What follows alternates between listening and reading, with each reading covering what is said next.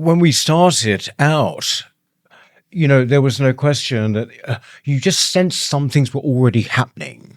So what you could really address, what you could talk about, it was sort of getting narrower even then. I'd been living in America for 5 years before that. And when I came back, I didn't like the way the country seemed to be going. And I also sort of found that at that time, if I remember around that time, there were the same kind of questions which we're getting now, which was about sort of freedom of speech, the effect of Islam on freedom of speech, all of those things. And the arts were gradually sort of, trimming what they would do. So, yes, I think it was around that time that this is something we actually have to really do. We've got to sort of start making our own stuff. It's really interesting that it was that you went away to America and came back here. Yes. There's a great article by Paul Graham, which I keep referencing. It's something like what you can't say or something. That's it, yes. Have you read that? Yes, I have. It's the one, where he goes into some sort of depth, doesn't he, about how you actually work it out. What you can and cannot say is obviously getting, is it better than 10 years ago? Well, by virtue of the fact that we can talk, it is, I suppose, better. But just don't go to the mainstream media for it anymore, And also, the arts, which is what I used to write about and I make programs about, forget it. I mean, the arts generally, theatre, drama, visual arts, they are like the kind of visual aid unit, I'd say, for the political class. Which is so sad because art is supposed to be about the total opposite. Well, it's meant to be like the beacon of free expression. It's meant to be obviously at the very, cutting edge of free speech. They seem to have entirely lost that. And in fact, this is actually, illustrated by the sort of people who are now in the arts, where, they broadly sort of have the same attitudes and same views as each other.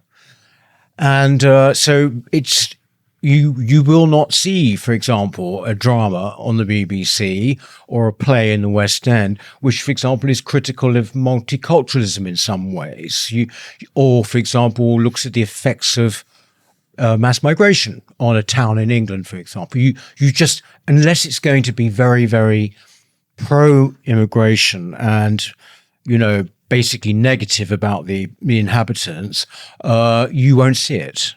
And so all the messaging now in the arts, and that was already happening, around about, beginning of this century now. Well, that's when he wrote that article, Paul Graham, isn't it? And he said even then it was happening a little bit. I suppose it's all a pendulum and there's authoritarianism. We were talking a little bit before off camera about Stacey Dooley because she made this documentary about Islam in Luton, her home. It was called something like My Hometown or something. Yes. And it was shocking to watch. I don't know if you recall, there's just people in burqas just like screaming at her for dressing the way she does, which was very, professional. Yeah. And we were thinking, could that be made today, 13 years later? I doubt it. We know it wouldn't be. For the BBC. It wouldn't be, BBC, of course, we particularly go after simply because, well, they set the general agenda of the media and they're the leaders, if you like, but also we have to pay for it. But aren't they all pretty much the same now? I mean, ITV's pretty left. I remember Sky TV, Sky News, they did this program, do you remember, about climate change? It was a weekly, sort of update on climate change. It was they took it off because no one was watching it. I mean, who would want to watch it?